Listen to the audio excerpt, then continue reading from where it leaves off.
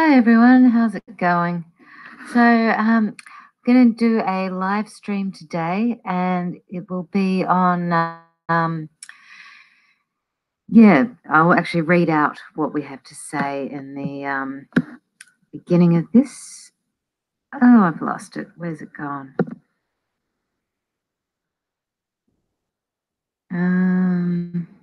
Sorry about this, having a interesting start. I had it all queued up on the Aussie Radfem's channel, just so that I could see what was going on with, what we were going to talk about today. And then for some reason, it moved off that. So here we are. I've queued it up again. So, okay. Getting there still. It's now showing me ads, and it's changed from that again. I don't know why. So weird. It's now showing me most dangerous roads in the world. Who knows why, when what I want is our own live stream. So anyway, in Australia, there is now, the police have put out a Trans Day of Remembrance. Now, I don't actually have an issue with that. That's fine. If we were to have days of remembrance for people who've been murdered, that makes a lot of sense, especially with the police running it, because they're the ones dealing with murders. What I do have a problem with is that we don't have any Women's Day of Remembrance.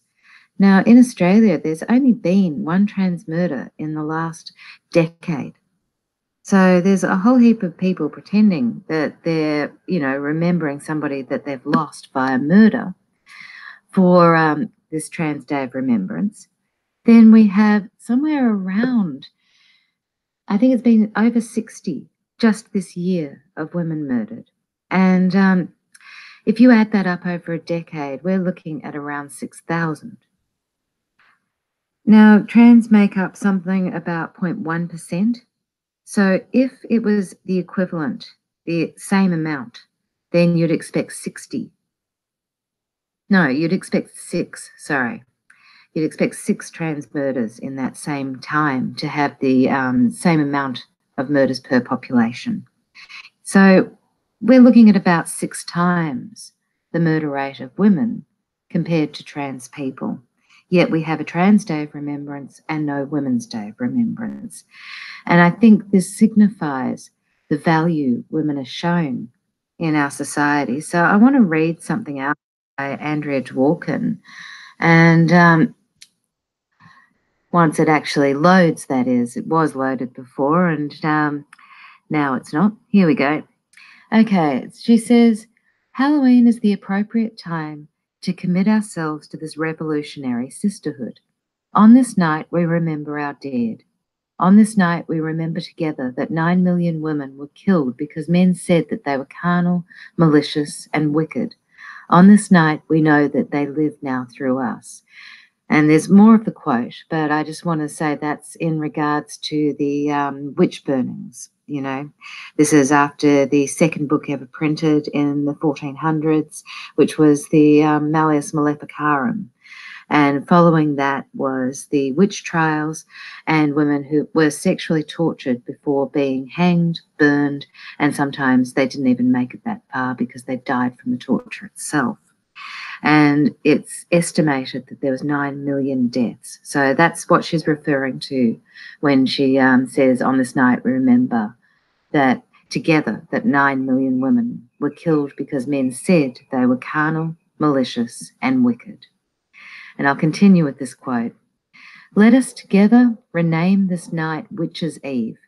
Let us together make it a time of mourning for all women who are victims of gynocide, dead, in jail, in mental institutions, raped, sterilized against their wills, brutalized. And let us on this night consecrate our lives to developing the revolutionary sisterhood, the political strategies, the feminist actions, which will stop for all time the devastating violence against us. So that's a quote by Andrea Dworkin. Now, I saw it in the form of a meme, so I can't actually tell you exactly what it is, but it was quoted from Our Blood. So I know that much, but I don't know what page to find it on. Now, unfortunately, I came across this after Halloween, but I feel like this should be an international movement amongst radfems to turn Halloween into an international day of remembrance of murdered women and also of the violence against women, and actually getting out the names of the women who've been murdered that year and getting them up on billboards, throwing it up on, signposts anywhere in the public view, so that we can start actually creating this ourselves, because we can't wait for the police to do it or for the government to do it. They don't want to. They've, emphasized the fact they don't want to by simply not doing it already. Yet we can do it, and it can catch on. And it's not something that's only radical feminist. It's something that is for all women, and it's something for men to take note of as well, and for our allies to help with. Painted Black has just said good morning. Hi, how are you? The link is available if you'd like to join in. I know somebody else is joining in half an hour, but outside of that, I don't know of anybody else coming in to talk with me. But today's chat is on, women being murdered and violence against women, and the lack of public recognition in the media, the lack of any kind of recognition through even a single day of saying this happens. And so anyway, I'm sure you'd actually be able to, say a lot about that, especially in the Australian context, though it is an international issue. Yeah, I don't know if you were here to hear the Andrea Dworkin quote, but she was saying Halloween is our day. And I think it's a great time to do it, because it's the Night of the Dead, or the Day of the Dead. And Angela Jones has commented on a post somewhere on Facebook. Oops, sorry, I'm getting notifications for two things at once. I should probably close down Facebook so I'm not reading out those comments instead of the other ones. Yeah, so anyway, how do we get the word out there?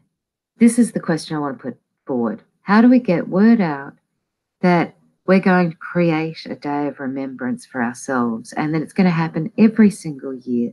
That is something that we're going to be public about, and we don't need to get council permission to have marches through the streets.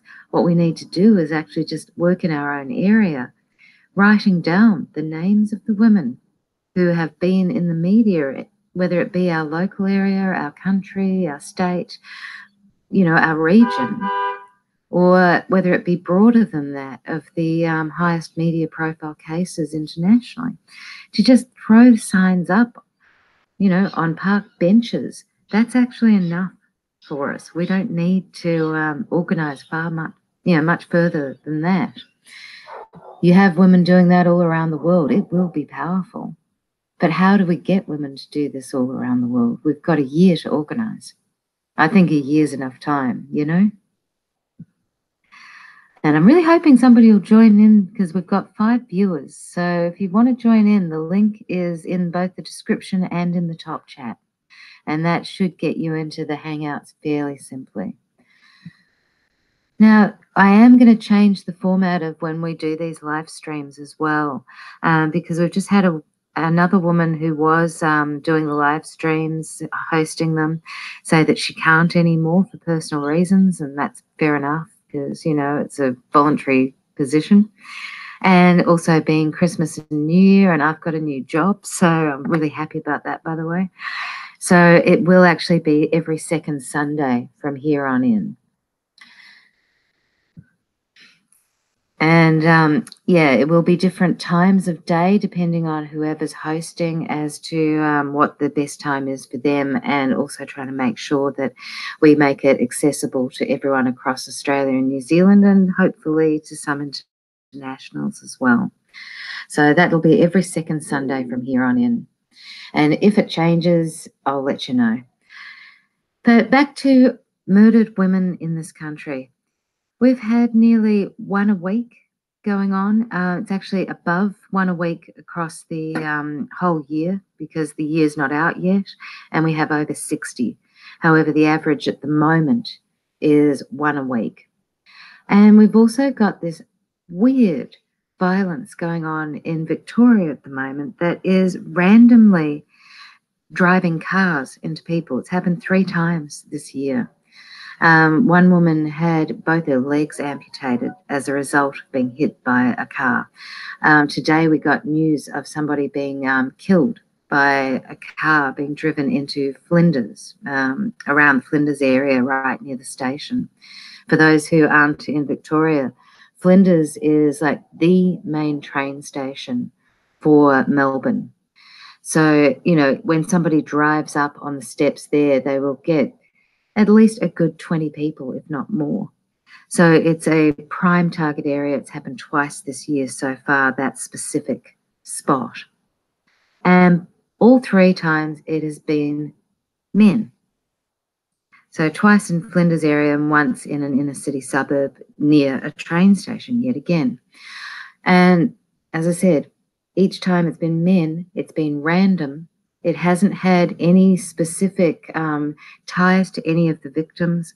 There's been no reason that anybody's been able to find. And each time it's been dealt with as an isolated incident and has been blamed on mental illness. And yet mental illness affects women to the same numbers as it affects men, and we don't see women driving cars into pedestrians and setting fire to things, which is another thing that happened with this particular, well, what do we call it, domestic terrorist? And this person was shot, by the way. The police shot him.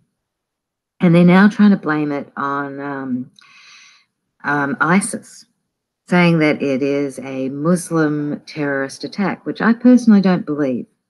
You know, why would one person be following the pattern of 2 others who have nothing to do with terrorism whatsoever, going into the exact same spot as a previous attempt earlier this year? And, you know, why would that suddenly have something to do with this person's religion, whereas it doesn't with the other 2? To me, this seems more like a racist attempt to find an explanation rather than saying we have a problem with male violence in this city. Tatiana has just said, I'm listening. Really is needed, nice and loud. Oh, great, thanks. Good to know you can hear it because I have my volume right down so that I don't get a kind of sound going on. But the link is there if you'd like to join in, and that's, you know, for both of you. There's a rally coming up in Sydney on Wednesday, November the 14th, 11 a.m. at the top of Martin Place, hosted by Kat Delaney. Painted Black has just said that. So for anybody listening who is in Sydney, that's Martin Place, 11 a.m. on Wednesday, November the 14th. And what's the rally for, Painted Black? Is this to do with violence against women?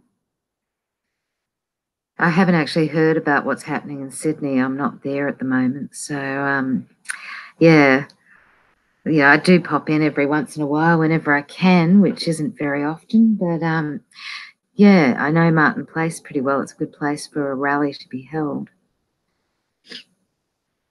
There's a few other people listening. So we've got 6 listeners and 2 people in top chat and just me hanging out here by myself. I'm fairly good at blathering on about whatever comes to mind, but I do actually enjoy talking to other people a lot more. So please do join in if you, you know, want to talk about how in which we can get a connection between these violence against women. And instead of it constantly being in the media as isolated incidents, choppers overhead. I'm guessing you can all hear that. They're pretty darn loud. So, as I said, instead of just having the media constantly going isolated event, mental illness, snap violence for no reason by a good man who the neighbours liked, etc., which is the way it's always reported. how do we get our connections happening and say, look, there are connections between this. It is about men and what's going on with men, because women aren't doing this. You know, across the world, it's 90% of violence against women is caused by men. And usually it's a man that knows the woman. Sometimes it's random violence.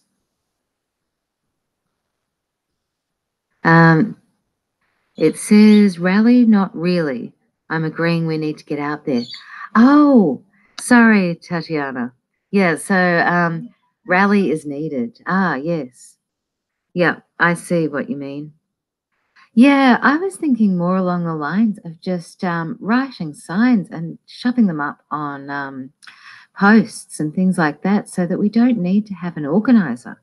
Women can just get out there and do it, because there's nothing wrong with throwing up a sign with, you know, just a bit of tape that can easily be taken down, or throwing up some, you know, boards on a public seat somewhere, or a bus stop, or a train station, so that people see, you know, this is what's happened this year. And October you know, the end of October is a good time to do it as well, Halloween, because it's near toward the end of the year. It gives an idea of what the violence levels are. And it's just before the silly season of everybody going out for, you know, buying Christmas presents and all that kind of stuff, where they're not really paying attention to things around. And I did see this happen in an area that's around 2 hours out of Melbourne Central. And it was just one little display of roses, and it had white signs, and it just said, you know, violence against women needs to end. This is where you can go if you're in trouble. And, you know, so many deaths this year. And I think at the time it was something like around 40, 50, because it was a few months ago that I saw it.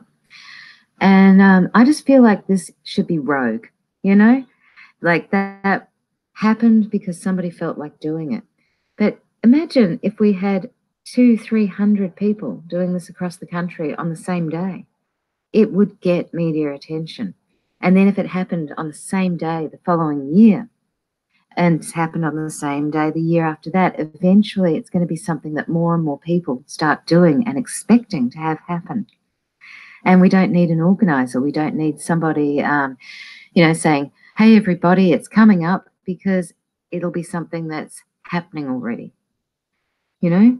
And you don't need to go to your council and ask for space and permission and sign papers and possibly pay registration fees. Instead, you just get out there and do it. Paint It Black has said 68 women so far this year. And yes, the rally at Martin Place on November 14th at 11 a.m. is to do with women murdered.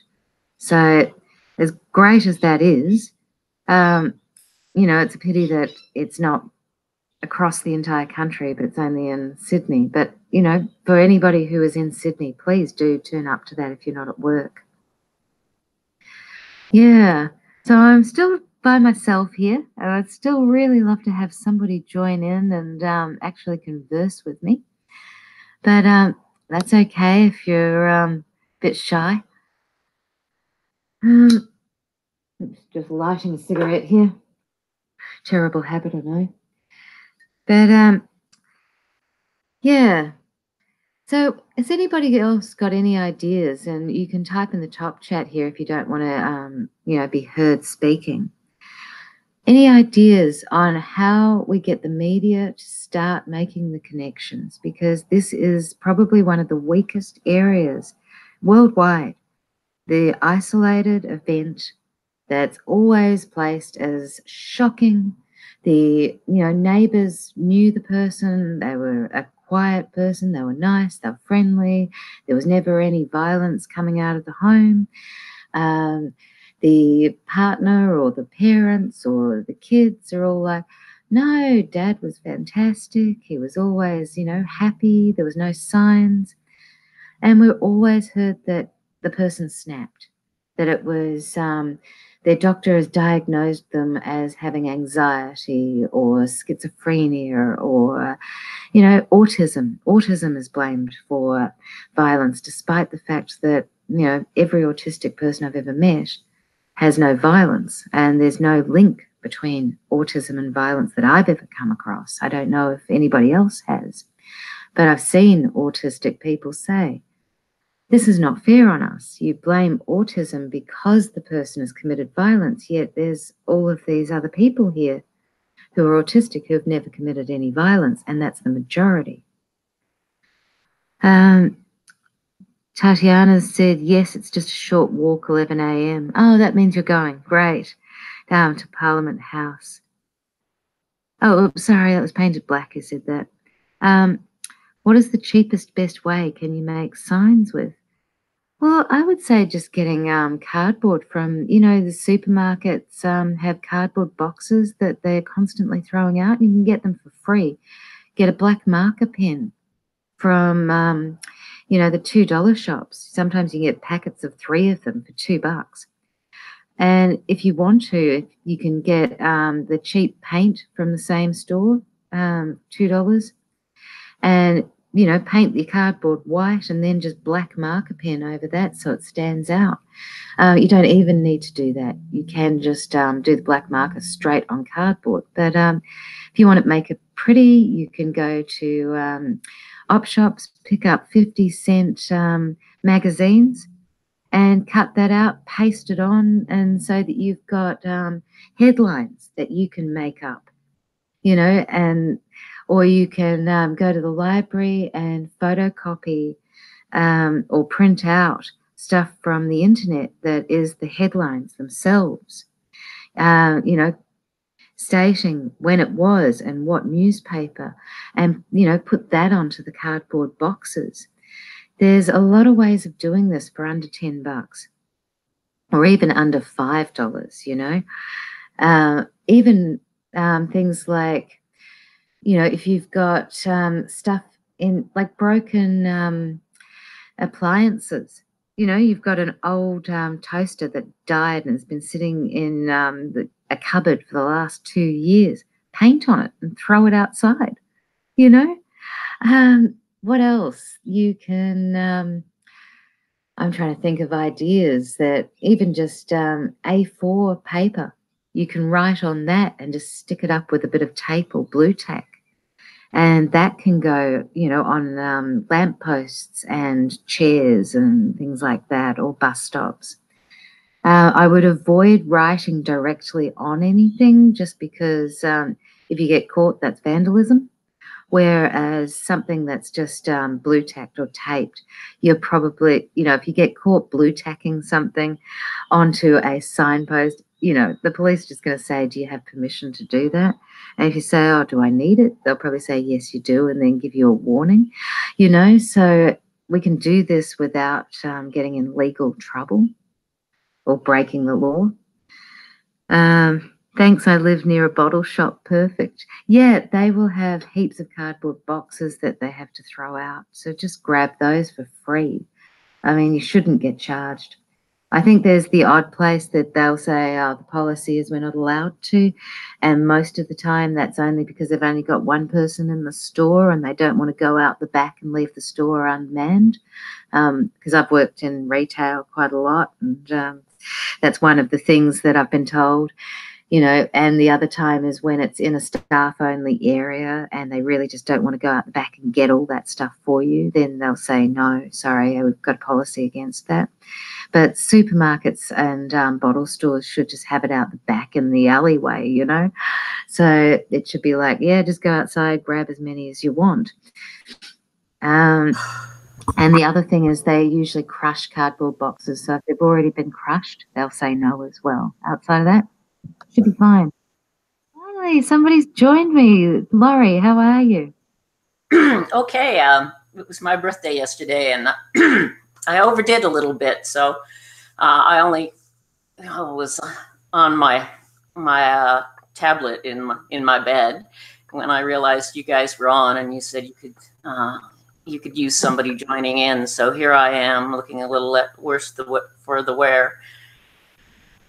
Oh, great. Happy birthday. Yeah, Thank mine's coming up on the 17th. So I'll get work for it. Yes. Yeah. So what'd you do? Not much actually, but there was a bit of overconsumption. If there's such a thing as a food hangover, I definitely woke up with that this morning. Right. Yep. Well, at least that's going to be better than an alcohol hangover, you know? Yeah. Yes. Yeah. So the subject of today's talk was just how do we get the media to start making the connections between all of these incidences of violence against women that they're constantly trying to make isolated events and say, oh no, the guy just snapped, or it's mental illness, or he must have been a terrorist if he's Muslim, you know? Yes. Oh, hi, Felicity. Hi. It's one of those things where it comes back to how do you get someone to recognize something when everything about our society is geared to keep us from making those recognitions. It's not that this comes up again and again and again, and every single time it's treated like some brand new revelation, some grand movement, a la Me Too, or and it fades back into the shadows. Yes, that's the problem. We've been here before and we've gone around the same cycle over and over again, and women's history gets lost, women's efforts gets lost, and then we're, you know, reinventing the wheel. Yeah, well, that's the whole point, is to keep us spinning our wheels and make sure that what little energy that we have over and above doing all of our work and all of the shit work and the caretaking and everything else, that over and above that, we have so little energy left. And then when we do expend that energy, it never concretizes, it never forms into something so durable and permanent that we can then go to the next level. We're always rebuilding from the bottom up. This is why I was thinking, you know, when they did this Trans Day of Remembrance, that we need a Women's Day of Remembrance. And, you know, by Andrea Dworkin saying it was, you know, she wanted it to be Halloween, the Day of the Dead. And I just thought that's brilliant. Samhain definitely has that historical connection between this world and the next, when the veil between the physical world and the spiritual world is considered the thinnest. So I get that, and I understand that. On the other hand, it's become the Day of the Dead, Dia de los Muertos, in many Spanish-speaking American cultures, and I wouldn't want to be seen as trying to appropriate that. Yeah, I suppose there's that side of it, but I wouldn't imagine doing it as a kind of, you know, dressing up in the Halloween costumes to protest violence against women, but rather throwing up all of the signs when you know that people are out. They're out and about, you know? Yeah, no, I think it definitely could be done. Ironically, in Australia, it's a springtime activity, which is a period of growth and moving away from the spiritual world. So it's, having grown up in North America, it's a little different for me to deal with the fact that it doesn't feel like we're going into winter. It doesn't feel like we're going into that period of darkness. So Yeah. That's a bit different for me. It does feel more springtime celebratory here.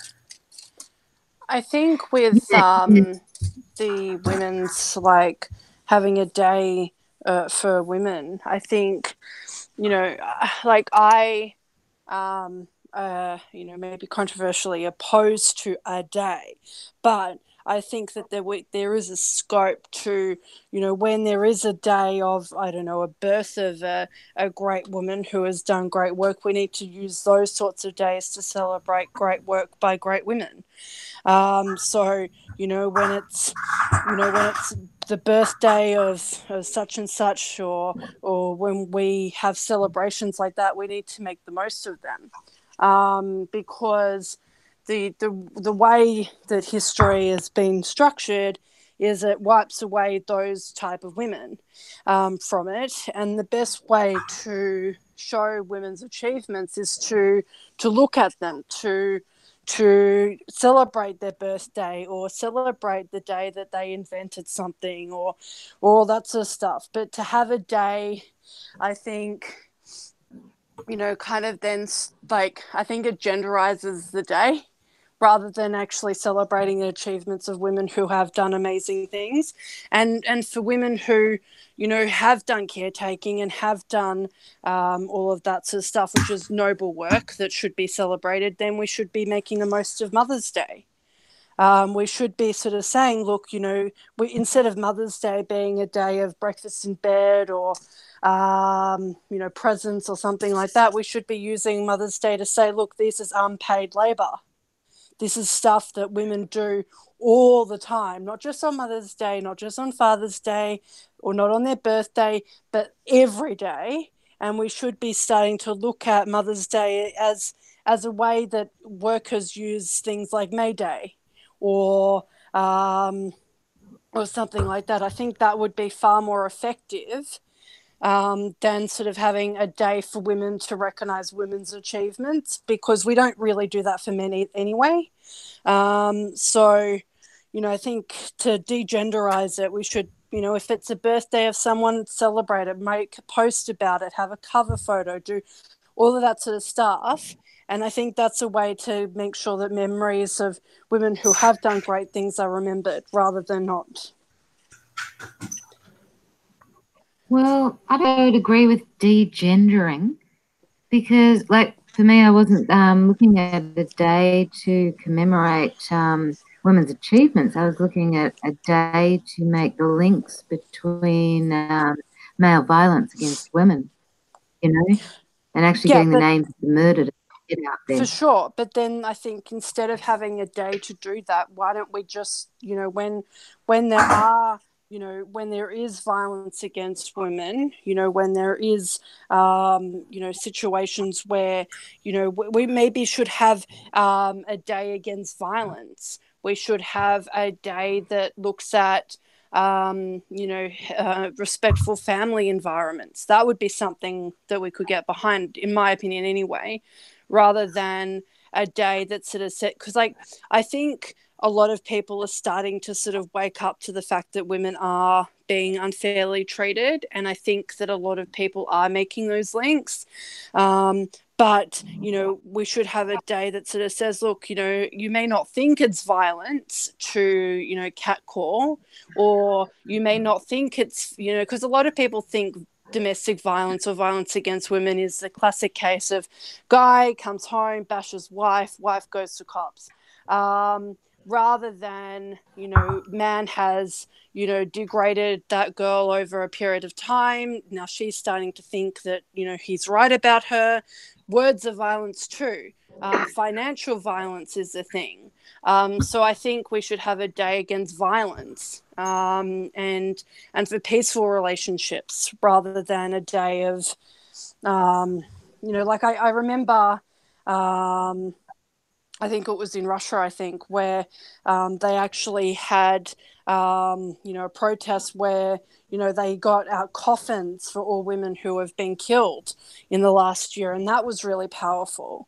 Like something like that can sort of unify both men and women to sort of say, look, you know, violence across the board is really, really wrong. Yeah, I see what you're talking about there. I'm just sort of thinking, well, we've had, as Laurie and I were discussing earlier, we've had so many of this already. And so that we're constantly reinventing the wheel on trying the connections made between, which is why I feel like going the names from this year alone, they're all together now. The media out of this, 68 claimed that mental illness was the reason behind, this 20 of them. They claimed that it was, he was a good guy in this many of those reports.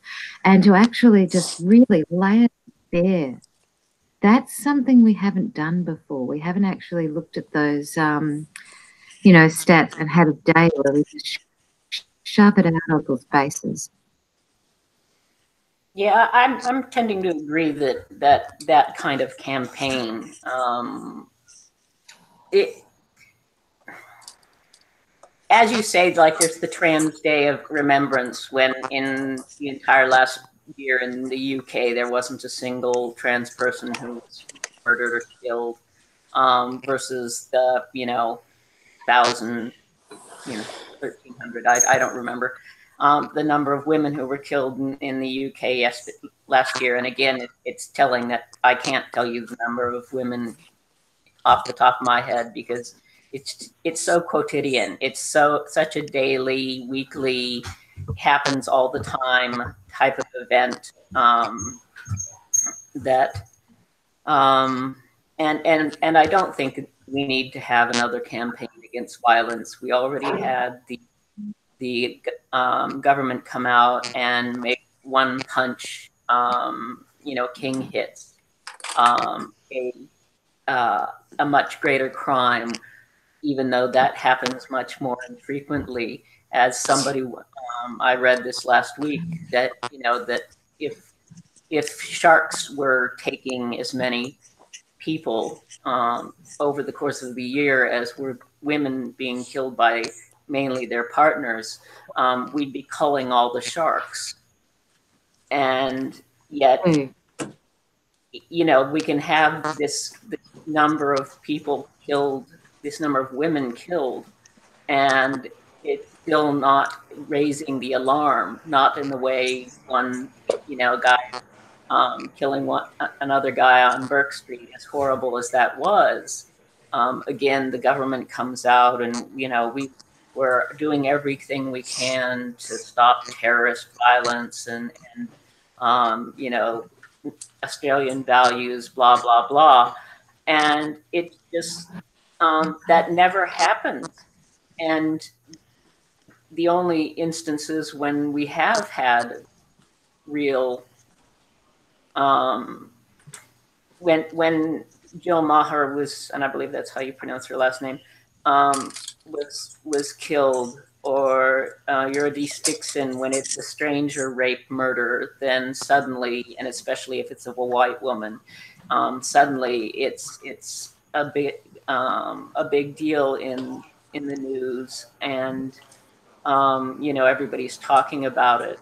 But again, when it's some guy that kills his wife, his mother-in-law, and their two kids, and father-in-law, I believe, as well, out in WA, it falls off the radar very quickly. Yeah. It doesn't even need the front page anymore of newspapers. It may just be an article within it, because there's just too many of them. Yeah. It is. Like I said, it's an accepted and expected part of our culture. And what's not accepted or expected is to talk about it and to make a big deal about it. We're just supposed to let it go and move on.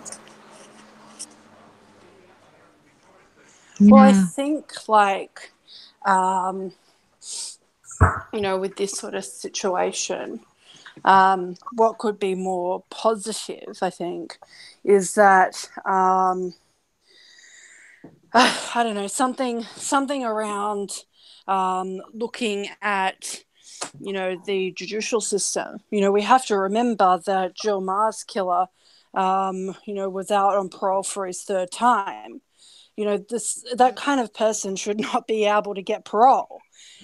Those sorts. We've got to sort of think about, our judicial system and what it actually means for the safety of women. Should someone who raped a woman be able to be eligible for parole in 5 years? No, I don't believe so. Me neither.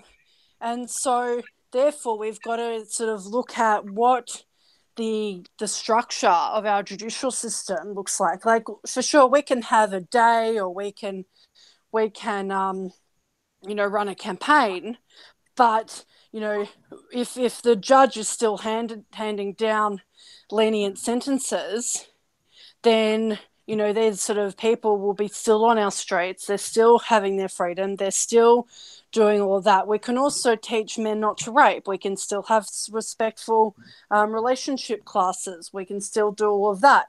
But does that stop someone who's a rapist being out in 5 years or 10 years? No, it doesn't stop that at all. Instead of focusing, I think, on the cultural thing, we need to look at this as a structural thing. Like these people are giving lenient sentences. Therefore, we take away what actual severity things like rape and domestic violence are. Like, as best as I understand it, in order to change the judicial system, we could either have, essentially we can approach the parties and get them to put forth bills that would then change the sentencing structures for different crimes. But again, don't underplay what can be done with the media, but because it was made a big deal, the King hits, the one hit, one punch, men being killed. That was where the impetus came from for the political parties to actually move. And I'm all for going at things every which way you can. If you have the skills, if you have the contacts with the political parties, if you can write up something, if we can put together a petition, any of those things. But again, remember, most of these laws are going to vary state by state, so it'll have to be a state by state campaign. Again, I'm not against that. I think that it really pisses me off every time I read in the newspaper about some rape conviction down here and the guy gets handed 2 years. It's just ridiculous. But again, if somebody has a bit more of political nous than I do in terms of understanding how to get that in front of the political parties and get them to consider it, they also don't underestimate other groups that do have political nous and do have who do run campaigns. Who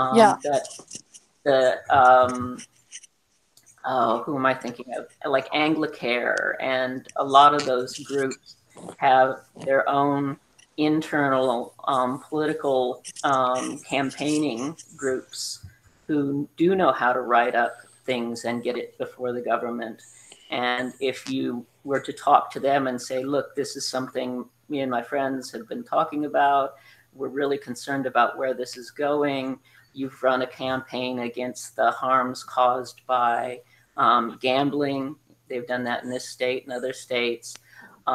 We'd like to see a campaign that specifically addresses men's violence against women, and to have that that kind of down here. It even went on the ballot. Didn't the gambling one did? It get through. But the point being is that there are organizations out there that if you do approach them and tell them what your goal is and what kind of help you'd like, they might be able to do it for you instead of us again having to invent the wheel. These are people with skills and who have social justice values that we can then plug ourselves into in order to get things done. Maybe a thing, because like I'm, really like bewildered, like almost starstruck by the amount of publicity and also the amount of good Posey Parker's doing with her women dictionary definition, billboards, t-shirts, stickers, blah blah blah. And I think maybe if we could do something that was a billboard situation where we could have like we could find a court case that is well known, that isn't like in a breach of sort of media or whatever, and we could say something like, I'm making up this case, by the way, not real, but John raped a woman. John only got 2 years. Is a woman's life really worth 3 years, or something like that? That really pushes through that sort of, this is the time he was given, this is what he did. Really, is that something that society can kind of respect, or is there something really wrong with this? And you get a few billboards up, maybe 1 per state or 2 per state, and then there'll be surely a media attention behind that, and then the conversation then becomes, okay, well, how can we reset the judicial system so it actually reflects the crime of the person doing the crime, rather than a judicial system that, in my opinion, that protects the perpetrator, not the victim. So maybe something like that. It's worked with Posey, and all she did was put a dictionary definition, for goodness sakes. She didn't, rewrite what it means to be a woman. She didn't, create a slogan. She didn't do anything. She just put the dictionary definition of woman on a billboard. And now she's on, all these channel doing interviews, and she's got heaps of press, and she's now selling t-shirts and hoodies and stuff. So we could even have a similar situation. We could have a t-shirt or something that says how many years in jail reflects a woman's life. Like, we don't have to work too hard. Yeah, a woman who's committed to do that, right? We need, clearly Posey's got connections with regards to a projectionist who's able to use a strong projection from a far away to use those dictionary terms of a woman. She's able to set up a business type model of providing money for that in going through selling merchandise. She's even come out with Christmas cards now to further the way of monetarily backing what she's doing. She's got 4 kids. She's a married woman. She's going full steam ahead, and I applaud her for all the things she's done. And we need someone like that here too, right? So who's going to stand up? Who's going to do that? Who's got the time? Who's got the tenacity?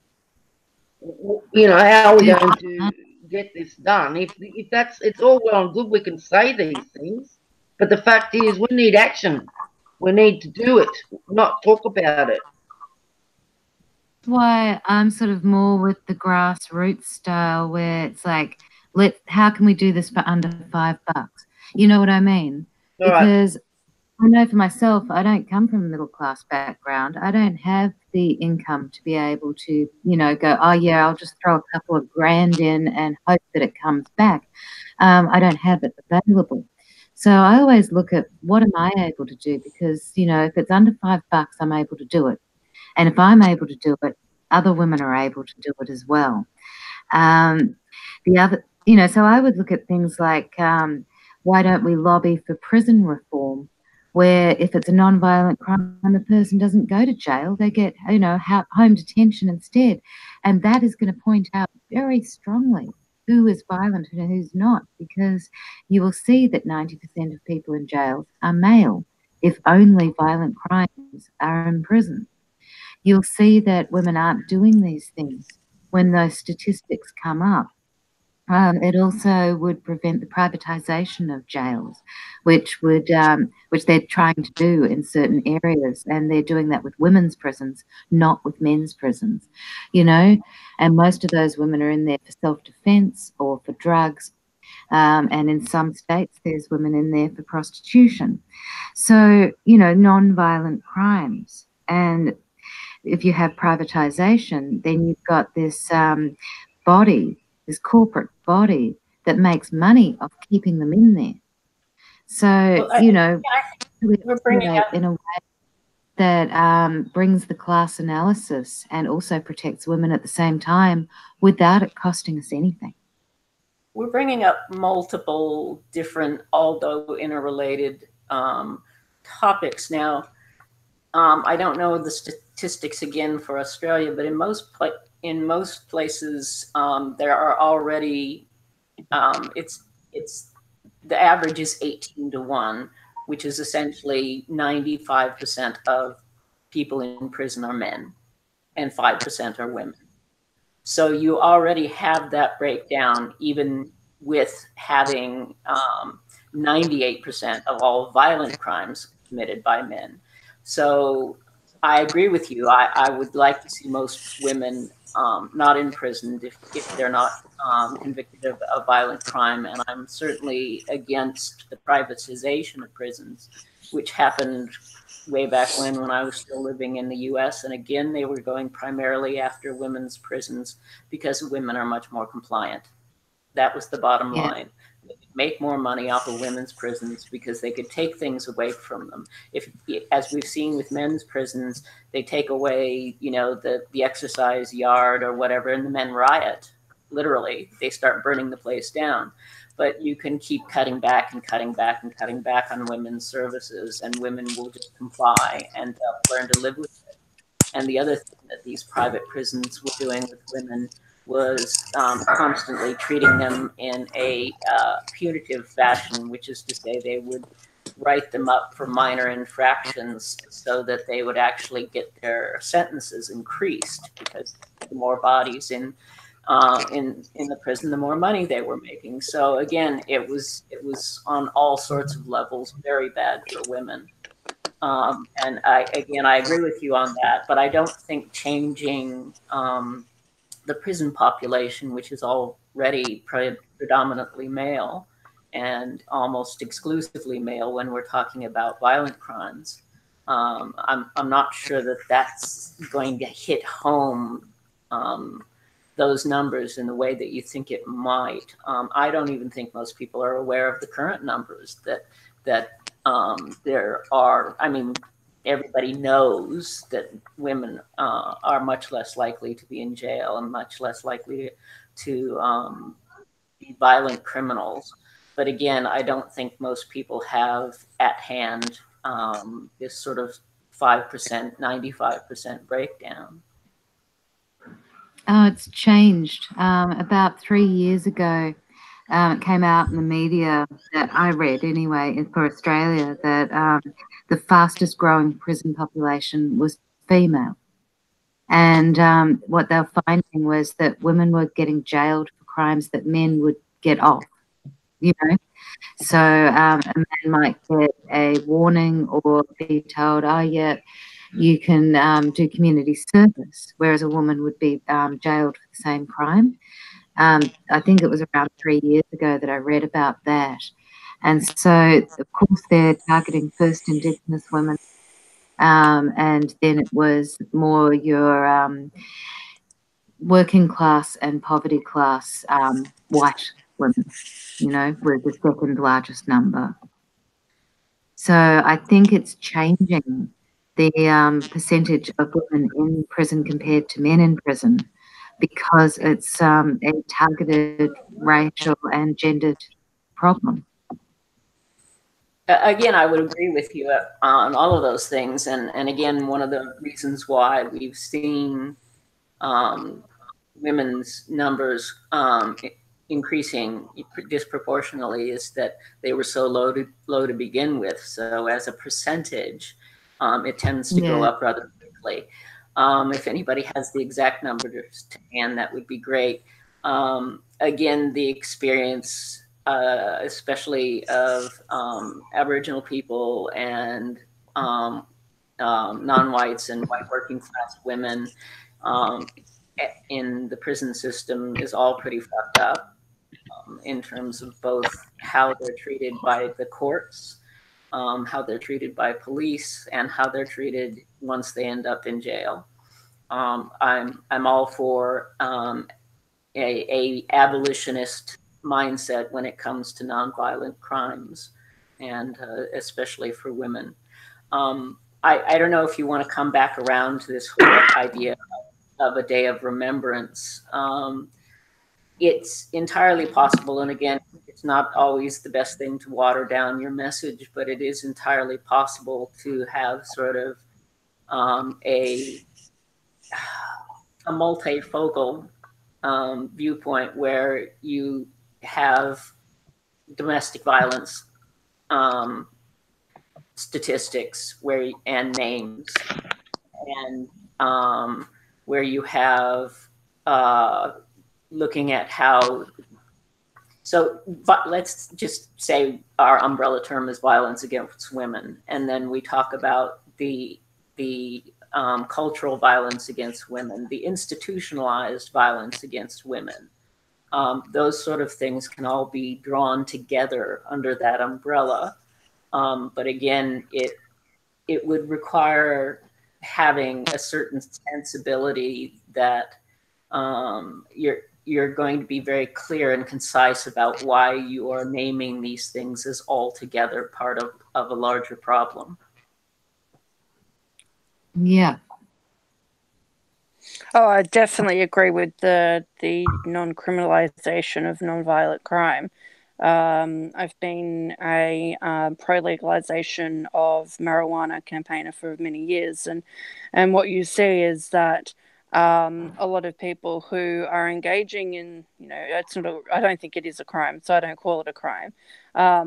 The people who are engaging in such a lifestyle choice on using their own body and smoking whatever they want and all of that sort of stuff.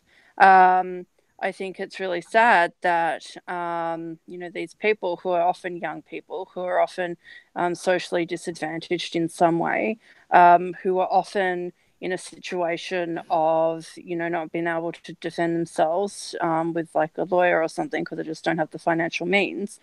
All they're doing is a lifestyle choice, right? They're not telling me to smoke pot. They're not telling my neighbors to smoke pot. They're just smoking pot. Like they're not hurting anyone, and they're not engaging in a crime against anyone. And so, when we see these sorts of situations, to decriminalize these type of things, what you actually do is actually liberate these people. And what I mean by that is if they're having an overdose and if they've got very sick, they don't think to themselves, oh shit, I can't go to the hospital because I'll be reported. They think I can go to the hospital and report that I've been, I've taken too much of said drug. And that's actually really, really good for their health because they're no longer afraid of reporting. So if we have the same sort of approaches to other sorts of violence or other sorts of situations where women and men alike won't feel scared to report something, then it actually does a world of good for everyone because it liberates not just women, but it also liberates men who may be a victim of some sort of abuse. Lesbian relationships have high amounts of violence sometimes, depending on the area, and so it actually really brings to light, this idea that we need to start getting these reports in. And And we've seen it when states in America have legalized pot. You know, they can go to the hospital. They don't have to feel like, oh, shit, if I, you know, go to these sort of services, then they're just going to report me for drug crime. So, you know, and actually the rates of drug use actually goes down if it's legalized, not up. So, you know, I think I am totally on board of, like, if you've done something violent like murder or rape or something like that, then for sure prison is the only place you should be. But, you know, if you've just smoked, you know, a joint, then really, do you really need to be in jail for 13 years? I don't think so. Like, bit of a slap on the wrist maybe, but that's it. Yeah, Portugal has decriminalised drug use, but not drug selling. So it's still a crime to sell any kind of drug. But a person who has used drugs or is addicted to drugs has been decriminalised so that they can receive help if needed and if wanted. But, you know, they're not wasting prison space on somebody harming themselves, basically. Yeah, I still don't think it should be a crime to sell, though. I would disagree with that. I think, you know, when it comes to the selling of drugs, then, you know, it depends on what it is that has different effects, but there's so many experts that disagree. And, you know, one expert will say this drug is not, you know, terrible. Another one will say it's, you know, causes these horrible consequences. So, you know, I do think that the selling of drugs should possibly be illegal. I was going to say my issue with selling is, of course, the flow-on effects in the, you know, the poppy fields of Afghanistan, and just how horrific the U.S.-Mexican border is in terms of just, you know, what it takes to get the good drugs to the West, so that all the people in London can snort so much cocaine that you can literally test for it in the Thames. That the lack of awareness of what it means for those drugs to be produced, and the criminal, the narcotics, the whole network of that. I totally agree. If you want to grow pot and smoke pot or get a little pot off of your friends or whatever, here in Tasmania, I'm fairly sure you can have, like, oh, I don't know how many grams on you, and the most you'll get is like a traffic fine worth of ticket. So it's not criminalized in that regard more than it is to drive over the speed limit. So yeah, again, these are all worth talking about. I don't have a problem with talking about any of these topics, but I do wonder if now I know that, just going back to Posey Parker and her difficulty with the billboard, and then her taking it to the next level, which I thought was rather brilliant, was hiring an audiovisual company to project it. Now, whether or not you would be found, you know, you could probably check fairly easily as to whether or not you would need a permit to do something like that, but I can't imagine why you would. But nonetheless, now, again, any audiovisual company would be able to rent to you the equipment, and they'll send a person with the van, and the van has its own generator and all that sort of stuff. So it's you know, a one-stop shop, and you could then take that and go out and project that onto the side of a building, and you know, that's definitely going to get newspaper attention. That's definitely going to be a bit of a stunt in a good way. So again, I think that initially for the billboards, she was crowdfunding that, and then I presume when the billboard was canceled, and then she got back whatever percentage of the time that it was supposed to be up, that she then rolled that money over into hiring the projection. So anyways, that's the sort of stuff. I'm pretty tech savvy, and you know, it wouldn't be difficult for me to find out that information. So yeah, Oh, it's that great. sort of. Pardon? Oh, good. Because, for me, that's not, I don't know how to fundraise and do all that kind of stuff. For me, that's like, yeah, can't do. Well, again, this would be one of those things where, I could find out who does it or can do it down in the Hobart region. I can find out who, can do it in the Melbourne region in terms of the companies, and then come back with that information and post it for people. And then what would, I think, make most sense is if we came up with a couple of specific topics that we wanted to address, the graphics that we wanted to project, and then a 1 day, or how much ever we can raise in terms of funding. I mean, there's also the possibility down here in Hobart is to see if we can get David Walsh, who's the owner of Mona down here, the big art museum. He's a big lefty, isn't he? Pardon? Sorry to interrupt. He's a big lefty, isn't he? He's well, yeah, sort of. I know people who know him quite well, so I could basically call up and say, I've got this proposal. Could somebody put it in front of David? But he's very much an iconoclast and does his own thing, and so it may or may not be something that he would be willing to sign on to, but he certainly has the resources and the talent to make anything happen. Again, it's good to remember that we don't always have to start at the very beginning. Instead, we can come up with a concept and then once we've got some concept development going, try to bring other people in on the actual realization thereof. Excuse me, I'm being battled by a patty melon. Anyways, yeah, he likes to come over and grab my hand and Louis. Louis. He's having kickboxing lessons with my arm at the moment. Right. I love your animals. I just because it's showing up so nicely behind me, although it's out of focus, I do actually have a degree in fine arts. That painting on the wall behind me is mine. And it is of me and one of my dogs. I was going to say. Looks a lot better. A younger version? Pardon? I said I was going to say, that looks like a younger version. I still didn't. Oh, yes. Yeah, that's about 25 years ago.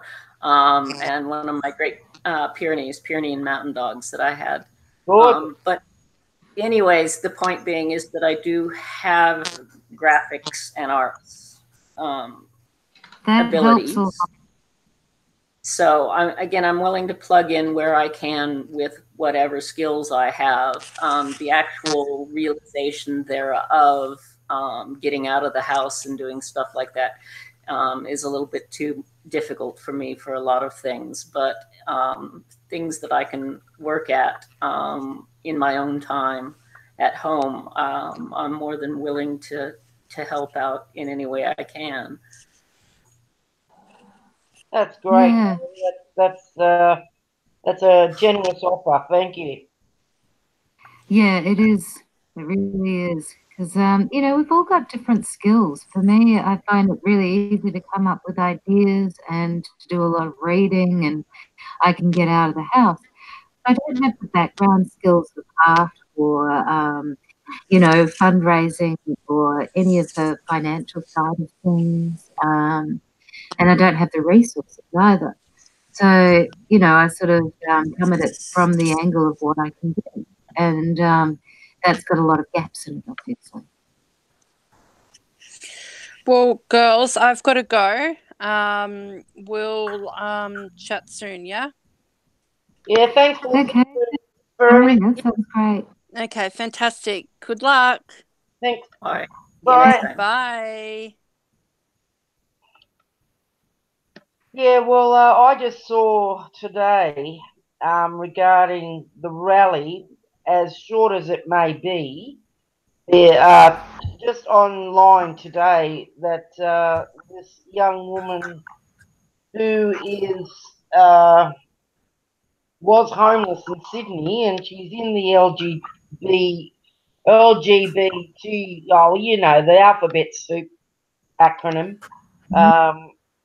She decided that she would do some action regarding the rally, and it's the top of Mountain Square, which is basically, you know, 30 metres down the road, I suppose, to Parliament House, or 50 metres, however long. It's not even a third of a kilometre.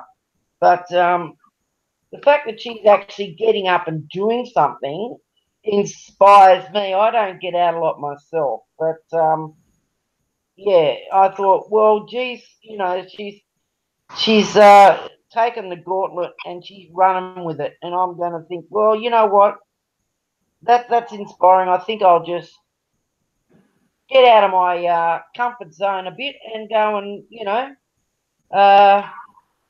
join her. I've got a fantastic old T-shirt that is too small for me these days, and I brought it in San Francisco back in 1990, and it's got on the front a graphic of the whole of the woman's vagina, including the labia minora and everything like that, and it's got a paisley frame, uh, you know, pattern frame, and then in bold letters from at the top of the frame, at the bottom of the frame, it says, "Read our lips, we demand choice." So I thought that might be, you know, because she said bring, you know, bullhorns, or, you know, make noise, whatever. I thought, well, that might be something to put up on a you know, a cardboard on a stick to at least display. Oh, definitely. We know how much men hate vaginas and the look of them. So I thought, well, that's pretty. This is what they're doing. They're raping and they're killing. So I thought, well, why not display it? I mean, I could get arrested for displaying lewd and inappropriate pictures in public, but I don't care really.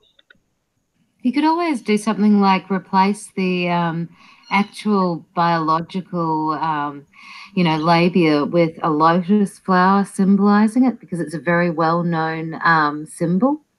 Ah, That yes. would make it safer for you.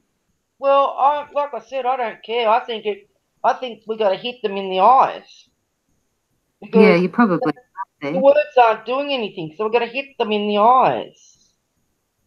Words don't True. do anything to men. If you put up because they're very visual men. That's why, you know, they're big on porn, because they have to watch some women to get off. So, you know, you got to fight the way they fight. We fight with visions. And that's my vision. We demand choice. We don't want you attacking us at any point in time. And this is ours. We demand choice. We don't want you in this. Keep out.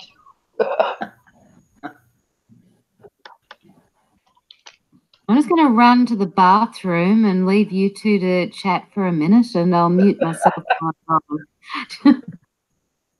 Thanks for that. No problem. I'll just sit here under a patty melon as usual. Yeah, well, give us a look at Louis. Is he around? Oh, look, there he is. There he is. Oh, lovely boy. He's getting big. Adorable. He is, isn't he? Look at that rump. It's really funny because patty melons are one of the small macropods, Okay. and Yeah. they are found on the mainland. Yes. And the first time I saw somebody put up a photo of one from New South Wales, and I looked at it and I went, that's all wrong. That's so skinny. Because ours are just little butterballs because they live in the Tassie Highlands and they live wet gullies, and they basically have adapted to be fat and fur. And I call them fat bottom bandits. Where they are, doesn't it? It snows up where they are. Snows a lot up in the Highlands all year long. And so anyways, like I said, I just assumed they were like quokkas. They were these little chubby things. But it turns out the mainland pattymellons actually are very lanky. And ours, like most of the Tasmanians I know, are rather rotund. So yes, you get down here and hello. You get down here and you're pretty much going to gain weight. I'm just going to move this a little bit and see if you can. Oh, he's so gorgeous. But yeah, the food here is great, and it's cold, so yeah, we just all overeat, and the critters and the people included. Yeah, I've got an 88-year-old auntie who lives in Hobart.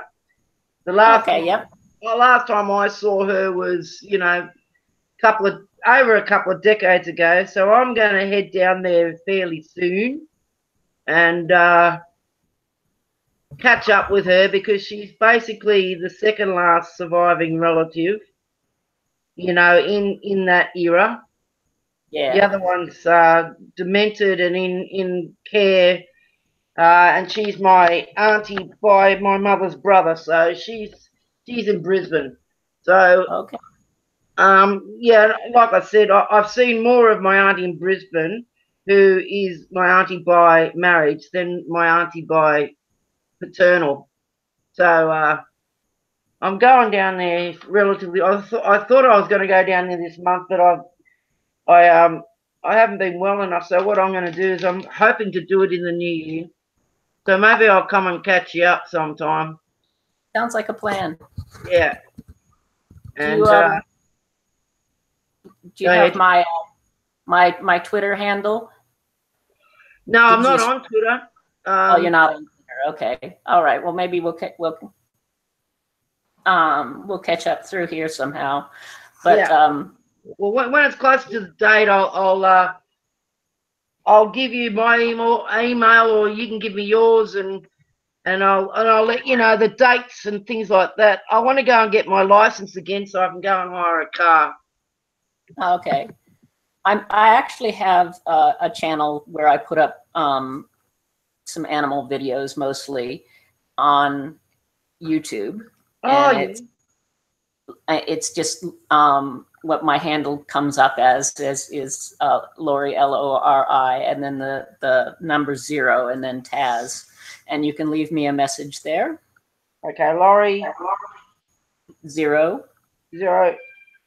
Taz, got it. And that's on YouTube. That's on YouTube, and you can just leave me a message on my. So I'm just gonna write that down for you. Okay.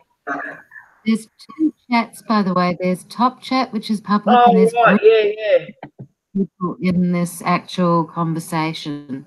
So if you want to exchange email addresses in the group chat, you can do that safely without anyone of the public seeing. All right. YouTube, Lori Taz, got it. Yep. And you can go and watch videos of pattymellons. Yeah. Got ya. Thank you. Sure. So, how long do you expect to have Louis? Louis needs to start living outside. I've got a really nice enclosure outside, and so I was thinking I might go clear it out from the last pattymellon today and make sure it's all nice and full of brand new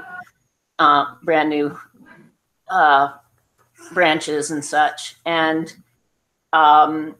he can go out probably an hour or two a day if the weather's good to start with. And then we'll work him up to 24 hours a day.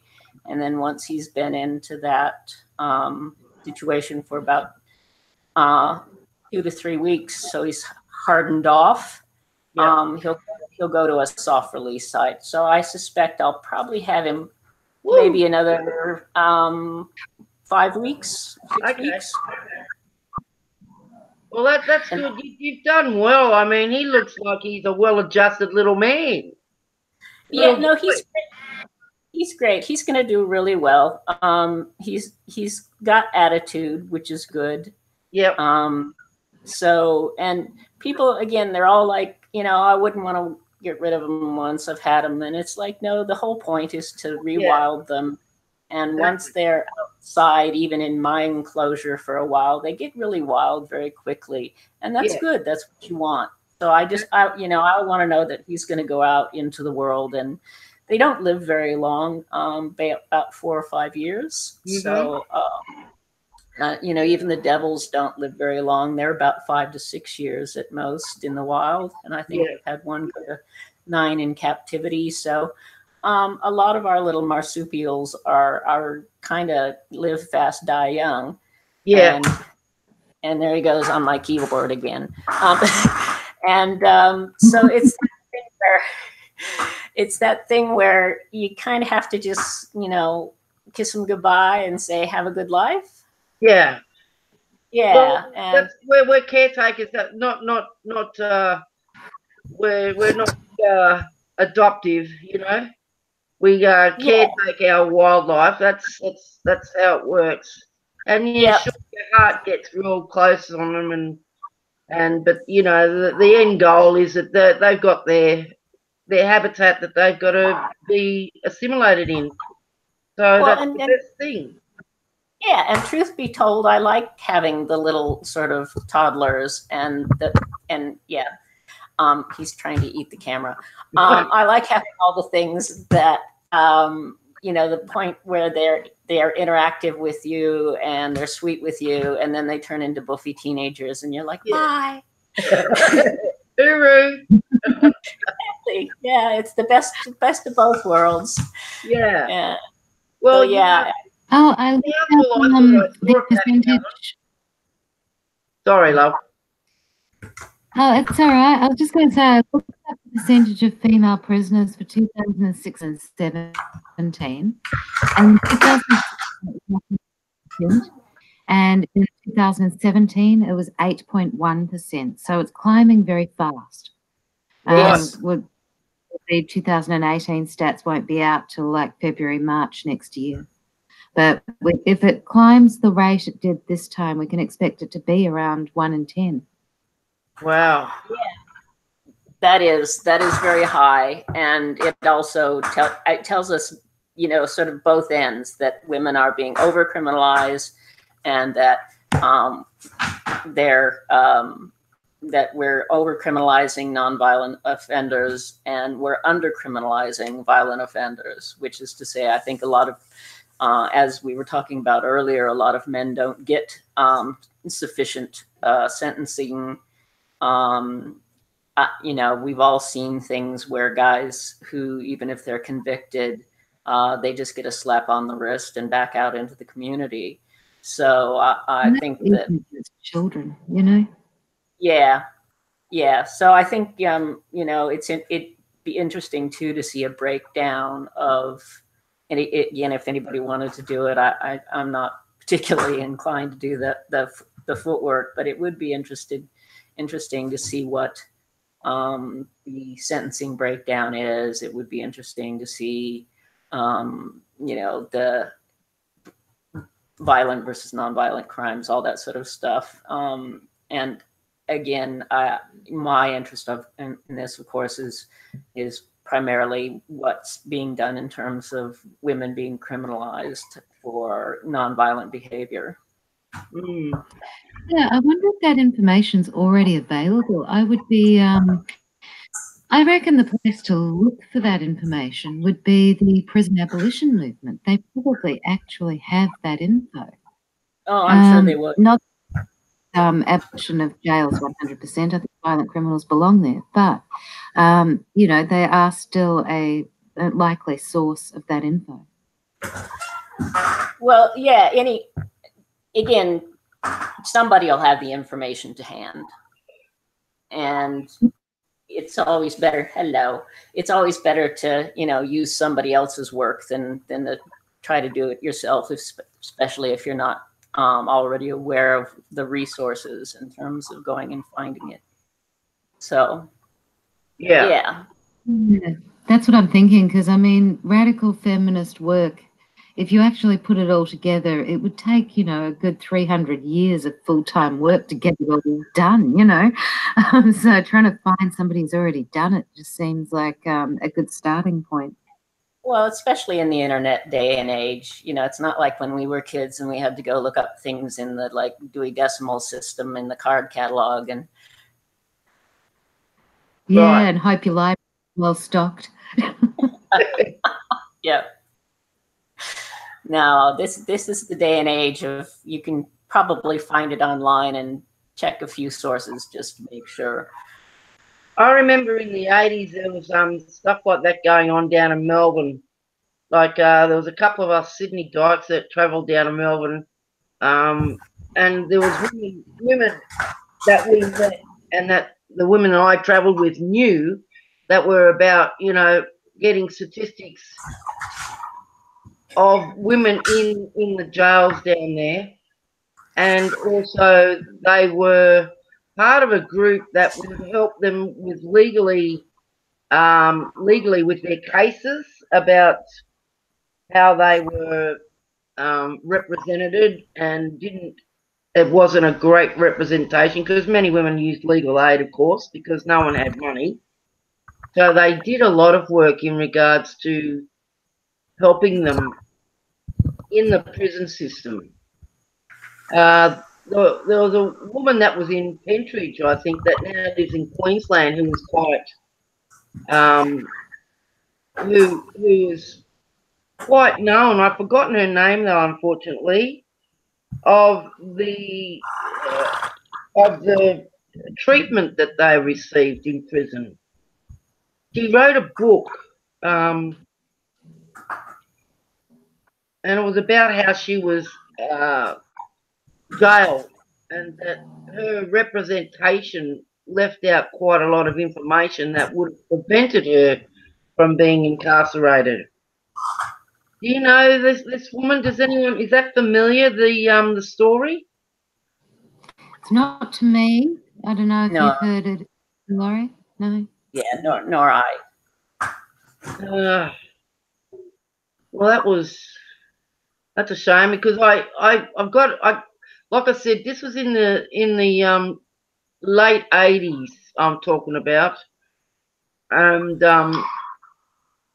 it has to do with women in prisons and being incarcerated, because a lot of them were also sexually assaulted, bashed by their partners or former partners, and you know, some were prostitutes and imprisoned.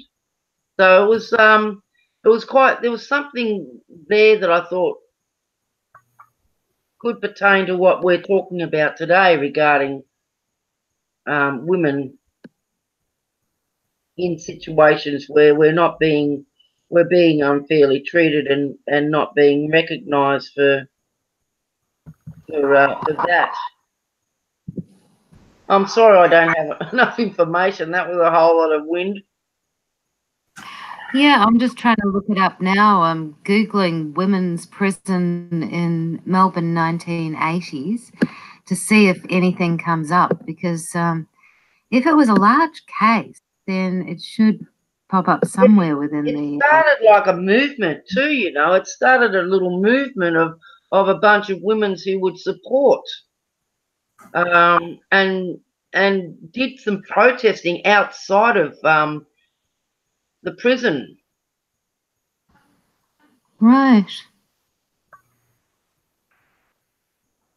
My memory's terrible. I apologise, but No, I mean, it's hard to remember back that long, and then you know you start. I mean, if you've been reading stuff for 30 years, it's hard to remember You know, Yeah, well, you know, there's a whole lot of I've got a computer in my head and I just can't find the file.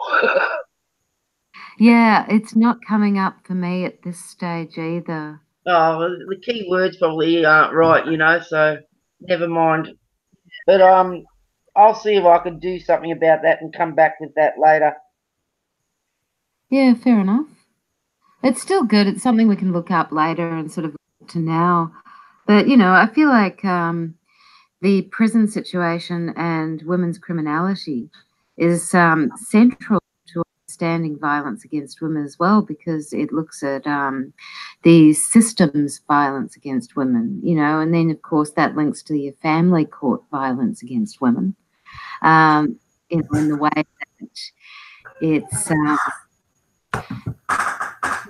way in which most of the time when somebody enters family court, it's because there has been abuse in the household. You know, if there hasn't been abuse in the household, a lot of the time it's settled outside of the court. And then you've got this system that penalizes women for having been in that situation at all. So, I mean, all of this stuff, it really plays a part in keeping women safe, not just from actual violent perpetrators, but from the systems around that.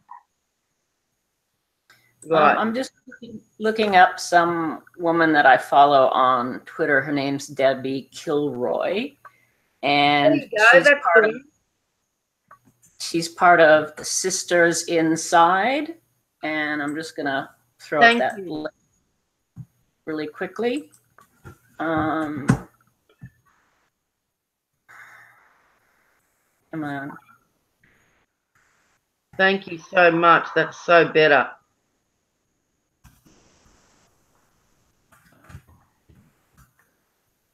Inside.com.au.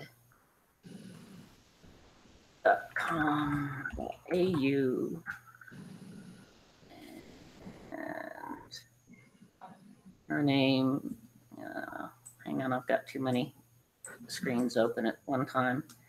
So she's at Deb Kilroy, and I'll just throw that up in a second.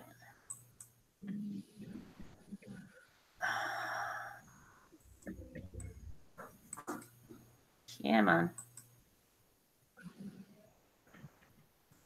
All right.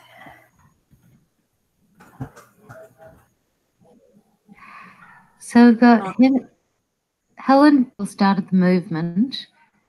This is what Tatiana Rose has typed here. She got women out of him, Jika, which was Jika caught on fire.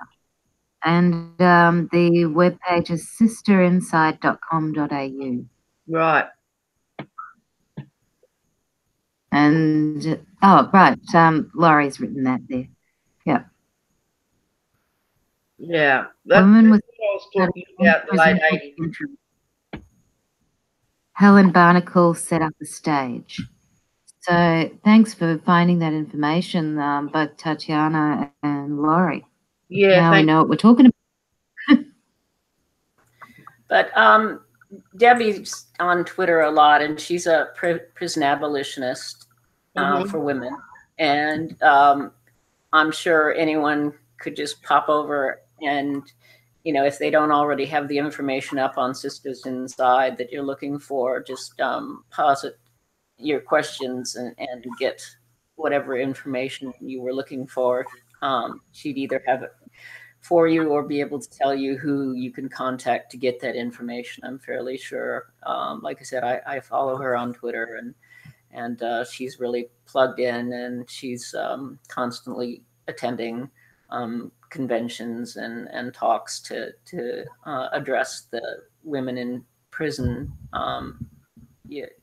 basically, you know, their needs, and ultimately with the hope of abolishing carceral sentences for a lot of crimes. Yeah. Oh, that's good to know. Thank you. Oh, that's such a relief. My head was starting to steam because I couldn't remember. Oh, God.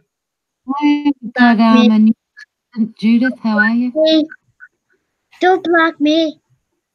Guys, don't block me. Don't block me. Don't block me. If you don't block me, I'll block you, okay? Just don't block me, I'll block you. What's going on? You're not blocking me.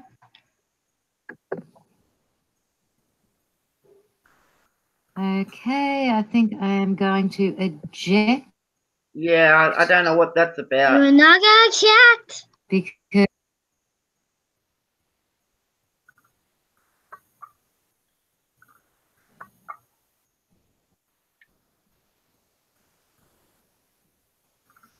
Yes. how come this isn't working? Checked. No, I don't want to check me. That just See ya. Anywho.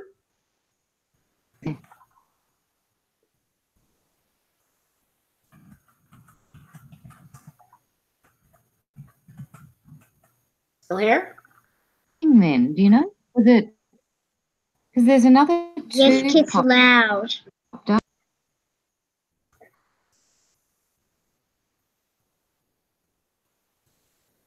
Mm. Oh, great.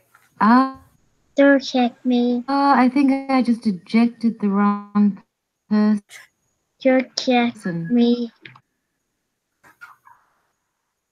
Why are you And- here?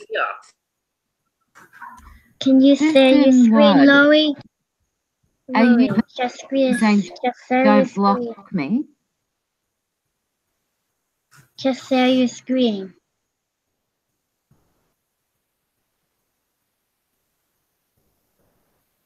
Boy. Share your screen. So Lori, just share your screen. Turn the camera Sounds like a and child. share your screen. Yeah, you're the only one I think who can get rid of that person. So I don't know how to do it to tell you. So Okay, I don't think this is the chat for a no, child. no. So, And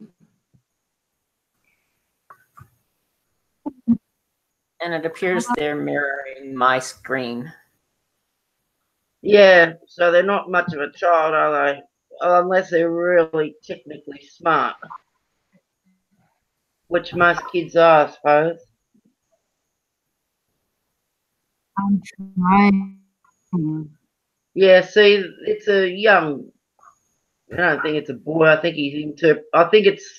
They've got a voice of a child on. Really trying. It's for some reason it's not coming up and allowing me. Okay, well I've just blocked them from myself, but like I said, I don't know how that's going to affect the rest of you. Lori P. Block you? What? No. Yeah, I'm gonna block too. Gone. No, you're not. No, I'm not. Thanks, Laurie. It came up on my screen as if I wanted to. So that was good. Okay. So he's blocked. I doubt that it's a little girl. Well, never mind. Yeah.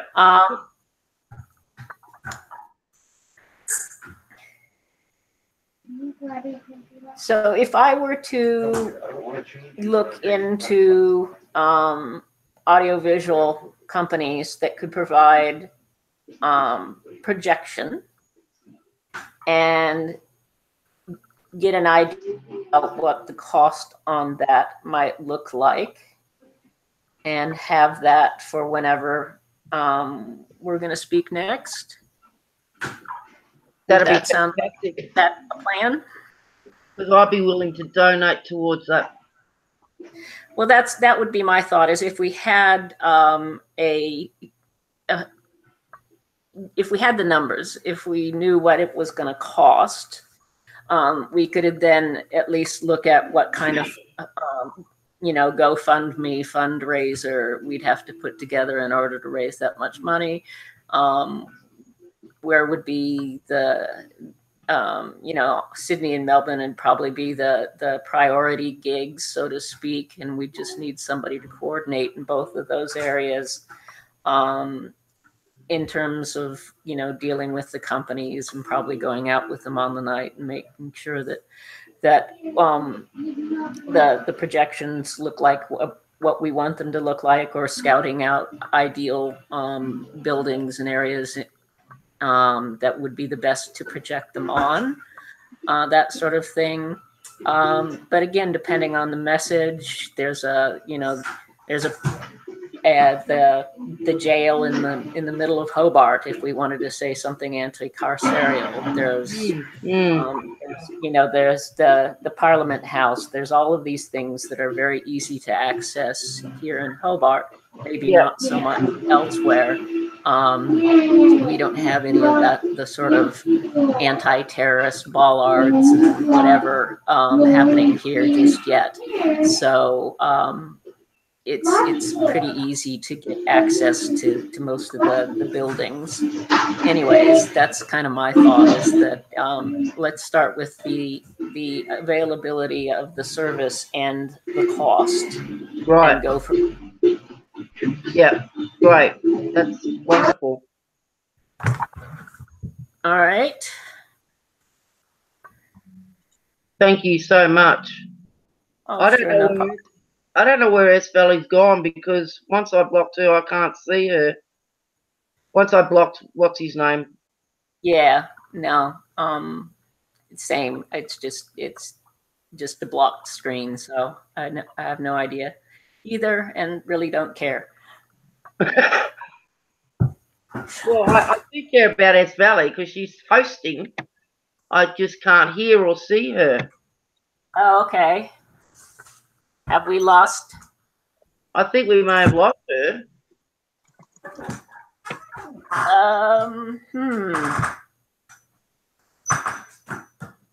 I'm just writing down what I'm supposed to be doing, or I'll forget. Cost and availability. Or she accidentally bumped herself off in an attempt to get rid of this person. That's what I'm thinking. Yeah, because I certainly haven't blocked her out. So no, me neither. Projection. But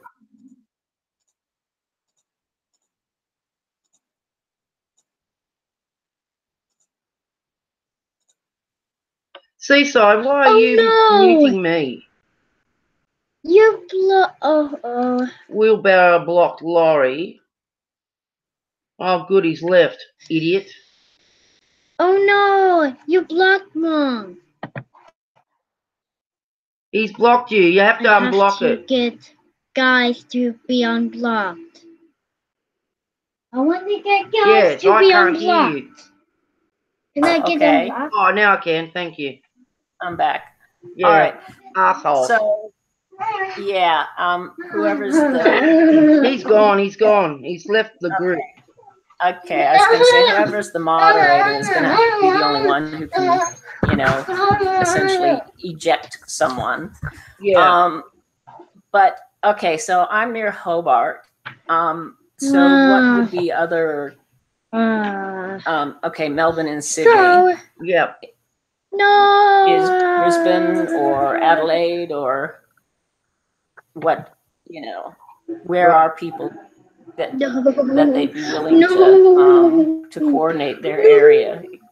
And that we don't have to have that answer now. I'm just throwing it out there.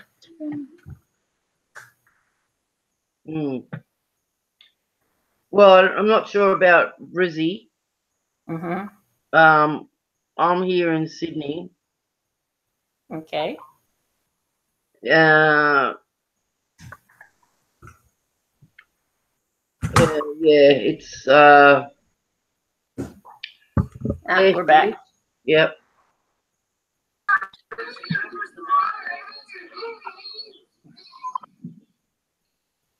S You Valley. there? S Valley, you there? Yep, well, I'm here. You there? I'm getting here. Sorry, I'm just Okay. trying to manage this. It's hard to know what you're doing when you're new to it, isn't it? I wouldn't have a clue either. Apologies for all of that stuff. My screen just completely froze at the time that two people entered. I didn't know who were to block and who was the person who should have been there, and I booted the wrong person, and then I couldn't boot the actual person. I was just like, oh, come on. Just to let you know, the only thing that transpired was that I'm going to go and, or maybe I said this before, but that I'm going to go and source what's available in terms of projection, audiovisual companies, and the cost thereof. Yeah, and okay. try to have a sense of that for next time, with the idea that once we know what it's likely to cost, whether or not it's something that's doable, and if so, maybe try to set up a GoFundMe to raise the money. And again, depending on cost, we could consider just starting with one spot, or hitting multiple spots in one night. Again, all depends on how the finances work out. Yeah.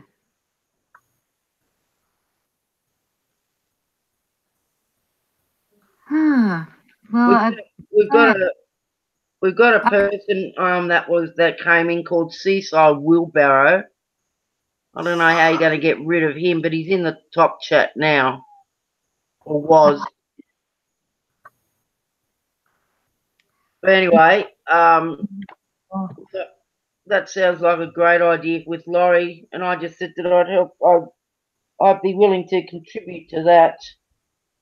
Okay, we had someone come on and chat, Mike Turner, saying they have Bluetooth micro projectors that will connect to a phone. Yes, I actually do know about those. I'm just wondering whether they are going to have the clarity that we're looking for. Definitely can look into those, but I'm thinking something along a similar order as to what Posey Parker, Kelly King Minchell, I believe is her actual name, was doing in hiring the vans. Again, it all depends. We could try. Again, there's nothing to say we can't hit on every front. We could have the larger setups in the larger venues, and we could have people who are willing to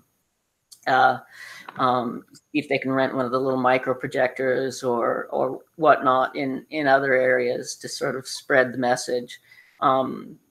There's something to be said for wallpapering, which is to say hitting a lot of different places all at once. Yeah. So again, we can look into multiple ways of doing it, including, the no cost, low cost cardboard and, black magic marker. yeah, the whole thing would be that having a couple of fairly large stunts would reinforce the message when it's being done at the low cost end of the spectrum. So again, not to say that one is necessarily better than the other. It's to say that if you really want to get noticed, you definitely have to go a little bit big. But if you also reinforce the big with a lot of the grassroots actions as well, it makes a bigger impact because it shows up in more areas. Yeah. Rooted Seaside Wheelbarrow, by the way, just so everyone knows. Okay.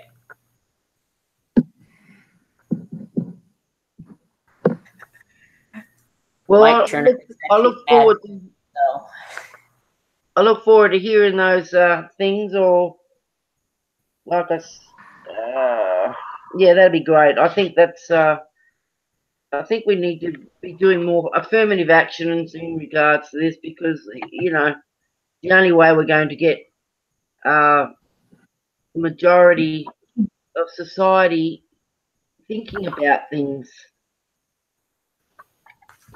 Yeah, it's got to have something that's in your face in order to get people to think about it, because, you know, the newspaper articles aren't enough. People might watch it on TV news or read it in the paper, but it's, you know, just a soundbite and gone. Yep, that's the news cycle. It really is the 24-hour web-based news, and yeah, even the shootings in the U.S. now with the daily mass shootings. They're here and they're gone. I mean, it would be a big deal in Australia, obviously, because it doesn't happen here all the time. But the news cycle does, in a lot of ways, rely on just hitting us with things that'll grab our attention with a soundbite and clickbait, and then moving on to the next thing. Right. Even gun violence here hasn't really done much in the way of getting, the public all riled up. I mean, we've had shootings, gang shootings in Melbourne. I think there's been around 7 events in the last 4 years. And yes, it made it into the paper because it was gun violence and, guns are illegal. But it still didn't get the public riled up, and it didn't get them saying, well, why are these gangs still available, able to do this? What are the police doing about it? And that's all been linked to prostitution in Melbourne, and nobody's asking, why is legalisation not up for debate, given that, this is happening under legalisation of prostitution. So, I don't know that a school shooting would actually get the public riled up anymore, Yeah, I do know. There's a great deal of cynicism, and we're living in uncertain times. And and where we are fairly certain is that we're heading in the direction of climate catastrophe. And because that is such a huge thing, and because none of our governments are taking it on in any concrete way, most people are just feeling helpless about doing anything to change the world for the better. And I think that's where a lot of this identity politics is taken off, is that if the world's not going to reinvent itself in a way that makes you feel cared for in any way, shape, or form, you may as well obsess with yourself. Yeah, it's easier than looking at what can you do to change negative outcomes and the down spiral society's in right now. Yeah, I think there's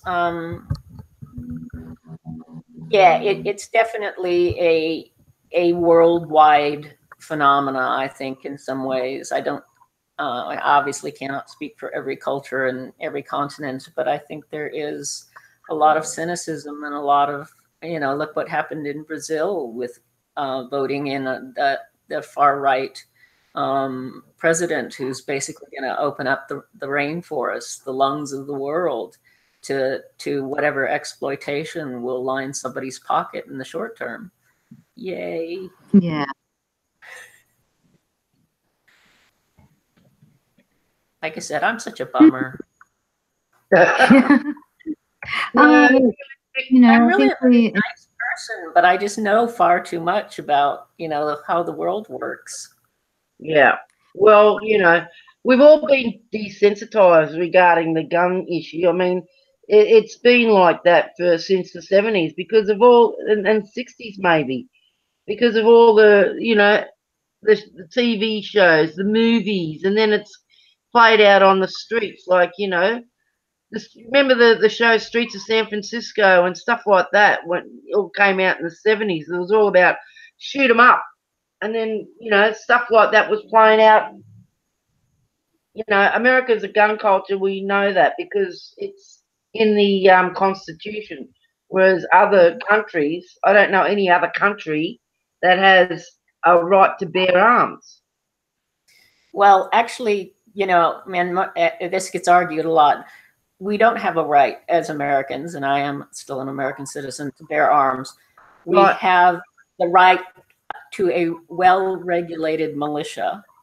And under that right, because the British were essentially restricting gun ownership amongst the American public to keep a hold of the U.S., they wrote into the Constitution that the need for a well-regulated militia, i.e., a citizens' army, requires that people are allowed to have weapons. Right. Now, if you were a strict constitutionalist, constructivist, you would say that the only right that gives people individually is to be a member of a well-regulated militia, and therefore able to bear those arms that are necessary for that activity, i.e. not handguns, not AK-47s, you know, all that sort of stuff. So yeah, that gets over applied just because the NRA has so much power in the United States. Yeah, well, clearly it's been interpreted differently as to what it actually means. Oh, yes. And I mean, it's also in our Constitution that you can't force somebody to house the military, because again, the English were doing that. The English were coming in with their redcoats and forcing people to put them up in their houses. Right. So that's not exactly happening either, but you know, it's still in our Constitution for the same reason. Yeah, well, they're like the problem.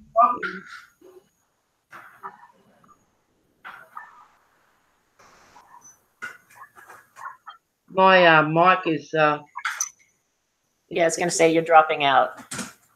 Yeah, I don't know what's happening with the because I started to sound like I was in an echo chamber as well. I've had that happen to me a number of times. Sometimes I think it's Australian internet because I get screen freezing. I've been kicked out of, you know, like my internet connection has booted me out of chats, and I've had to, you know, reload and all that kind of stuff a few times. So I think it's part of our internet in Australia. Ah, yes. Well, I'm still on copper line, so. Right. Which may be preferable. It happened a week or so ago, didn't it?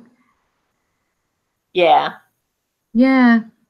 Well, I'm thinking maybe if we wind this up now, and because we've got quite a few ideas for, you know, the projection and the, you know, just street-based throwing up of signs, and you know, maybe now we can sort of have a look into, you know, what we can organise from this point, and then next time we chat, we can talk about what we've come up with and what info we've discovered.